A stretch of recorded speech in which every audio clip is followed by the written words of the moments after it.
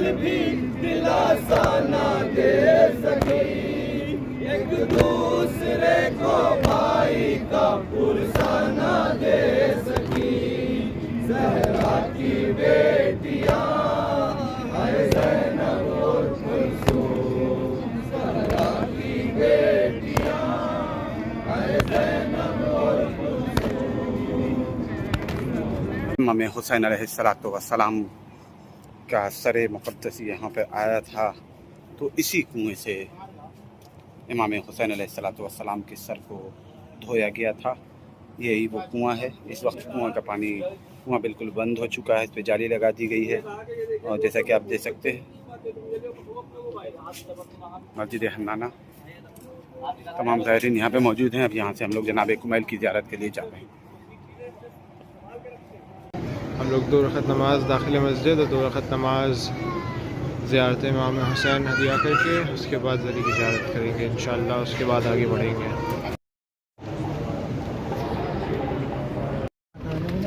بس 10 منٹ میں آئیے آپ لوگ زائرین، 10 منٹ میں آئیے، 10 منٹ، بس 10 منٹ میں زیارت کر کے تشریف لے آئیے۔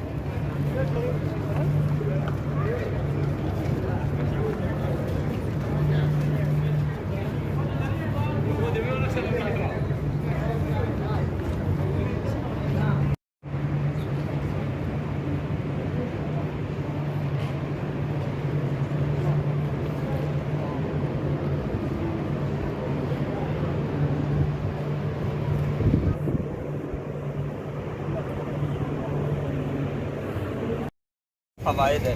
مسجد سہلہ میں نبیوں نے اعمال کیے ہیں۔ جناب یونس نبی اللہ کا گھر اسی مسجد میں ہوا کرتا تھا، جناب ابراہیم نبی اللہ اسی مسجد میں خیاطی کیا کرتے تھے، ٹھیک ہے۔ جناب خضر کا مقام ہے، جناب انبیاء اور صالحین، یعنی جناب انبیاء اور صالحین یہاں پہ رہتے تھے، ان کا گھر تھا۔ یہ مسجد امام زمانہ علیہ السلام سے منسوب اور مخصوص ہے۔ ہر آپ کے منگل کی رات میں یہاں پہ مولا امام زمانہ علیہ السلام رہتے ہیں۔ اگر کوئی شخص منگل کی رات میں یہاں پہ دعائے توسل پڑھتا ہے تو مولا کسی سے بھی امام زمانہ علیہ السلام سے ملاقات ہو سکتی ہے۔ اور دوسری بات، مولا امام زمانہ کہاں رہتے ہیں؟ یہیں پہ رہتے ہیں۔ پتہ نہیں مولا امام زمانہ کب کہاں کس کے پاس ہوں۔ مسجد مولا امام زمانہ کا گھر یہی ہے عزیزان، مولا امام زمانہ کا گھر یہی ہے مسجد سہلہ، اور یہ وہ مسجد ہے جو جنت میں اٹھائی جائے گی۔ جب جنت میں آپ پہنچیں گے خود دیکھیں گے ہم اسی مسجد میں نے ہم نے اعمال کیا اور اسی مسجد میں، تو لہٰذا ہمارے پاس الفاظ اب اتنے نہیں ہیں کہ ہم عظمت بیان کریں۔ یہ سمجھے یہ آپ کی اچھی قسمت، یہ اچھی تقدیر، یہ ذہن نصیبی اور خوش نصیبی آپ کی کہ آپ مسجد سہلہ میں اعمال بجا لے آئیں گے، ٹھیک ہے۔ صلوات پر محمد اللہم صلی علی محمد۔ حتیٰ مسجد کوفہ کے یہ فوائد نہیں ہے۔ دنیا کی یہ واحد مسجد ہے کہ جس مسجد میں داخل ہونے کے لیے اذن دخول ہے، حتیٰ مسجد نبوی میں بھی داخل ہونے کے لیے اذن دخول نہیں ہے۔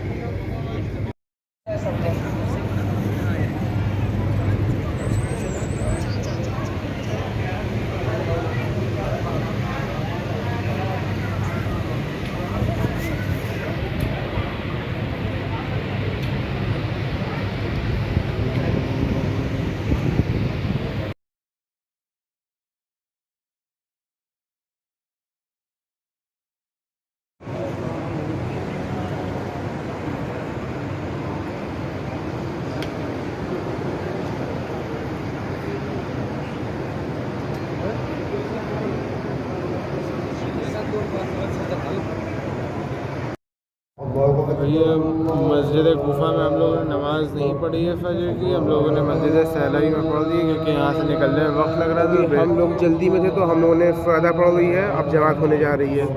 ہم لوگ فرادہ پڑھ لی کیونکہ ہم لوگوں کو بس میں بیٹھنا ہے، اور بس نکل گئی تو ہم لوگ فرادہ ہو جائیں گے اپنے قافلے سے، اس لیے ہم لوگ نکل رہے ہیں یہاں سے۔ اکیلے نہیں بول سکتے، رقم اکیلے ہو جائیں گے۔ اللہ اکبر، اللہ اکبر۔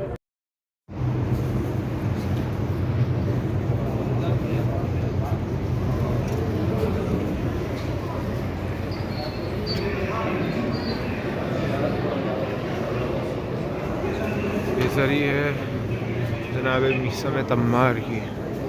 उनको खजूर के पेड़ पे इब्न ज़ियाद ने उनकी ज़बान को क़लम करके लटकाया था। तो लानत करे इब्न ज़ियाद। अल्लाहुम्मा सल्ली अला मुहम्मद व आलि मुहम्मद।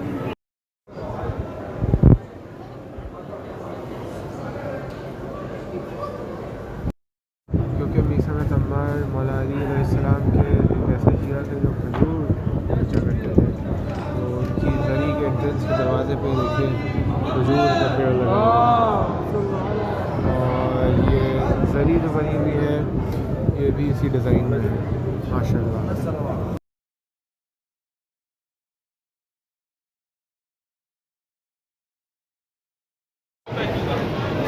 ये मस्जिद कुफा का एंट्रेंस है। तो हम लोग 60 रकात नमाज़ पढ़ने के तैयार बैठे हैं। मौलाना साहब आ जाए तो वो अमाल शुरू कराएंगे मस्जिद कुफा के। और इंशाअल्लाह ये नमाज़ें पढ़ने के बाद मैं बस में बैठ के होटल जाऊंगा। उसके बाद कम से कम 3-4 घंटे की नींद नहीं, ऑब्वियसली 6 घंटे की नींद चाहिए होगी मुझे। फिर हम लोग हरम जाएंगे, शाम को मगरिब की नमाज़ वहीं पढ़ेंगे मौला अली के हरम में।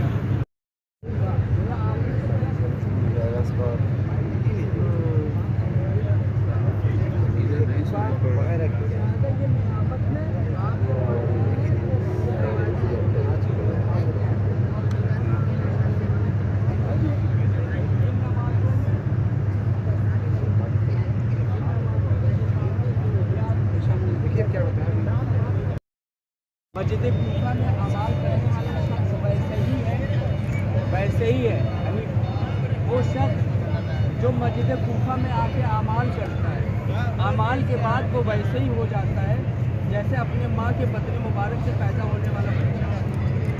वो बच्चा की जो मासूम है, अल्लाह सारे गुनाहों को इस तरीके से माफ़ कर देता है। जैसे मिसाल दी जाती है कि पतझड़ के मौसम में जैसे पत्ते शाख को छोड़ देते हैं, उसी तरीके से इंसान के गुनाह वो क्या हो जाते हैं, माफ़ हो जाते हैं। अज़ीज़ान ज़ाहिरीन, मौला इमाम हुसैन अलैहिस्सलातु वस्सलाम की ज़ियारत और उसकी अज़मत और उसकी फजीलत इतना ज़्यादा है कि किताबें वो कासिर हैं लिखने के लिए, और हमारे पास खुतबा ज़ाकिरीन उलमा के पास ज़बान नहीं है। अल्लाहुम्मा सल्ली अला मुहम्मद व आले मुहम्मद। बिस्मिल्लाहिर्रहमानिर्रहीम। बिस्मिल्लाहिर्रहमानिर्रहीम। अस्सलामु अला इबादिल्लाह अस्सालिहीन अर्राशिदीन الذين أذهب الله عنهم الرجس وطهرهم تطهيرا قال محمد وآل محمد صلوات ورفعتنا مع جناب خزر قربة إلى الله. अमीर अल-मोमिनीन मकाम कत्ल गाह है अमीर अल-मोमिनीन है अली इब्न अबी तालिब अलैहिस्सलातु वस्सलाम। यही वो जगह है कि जब आज से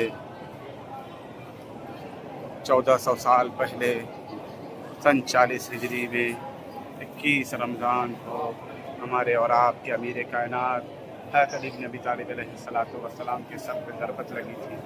इसी मकाम की ज़ियारत के लिए आज हम लोग यहाँ पर मौजूद हैं।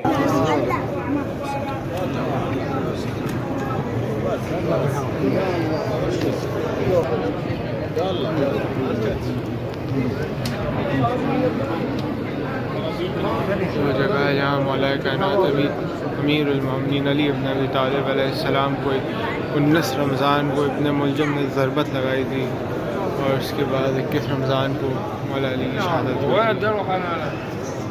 वही वो मस्जिद कूफा है जहाँ मौला अली ने अपने ही क़ादिर को नींद से उठा कर नमाज के लिए आमादा किया, और उसके बाद उसने उनके ऊपर ज़रबत लगाई हालत सजदा में।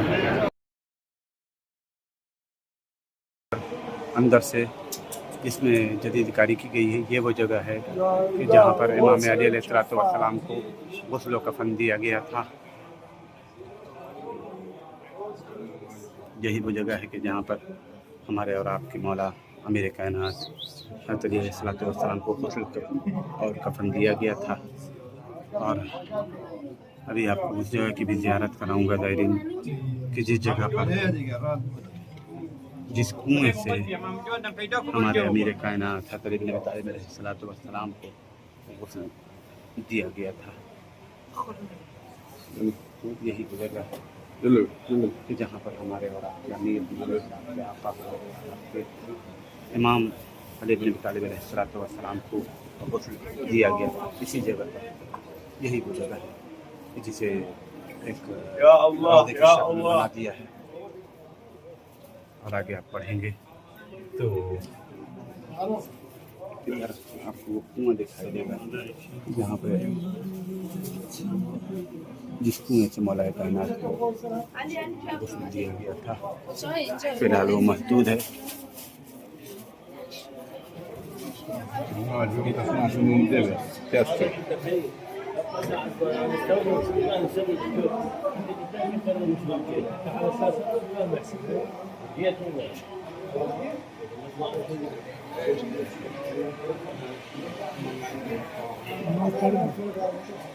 بعض روایت میں یہ بھی ملتا ہے یہی وہ جگہ ہے کہ جہاں پر گجرا تھا.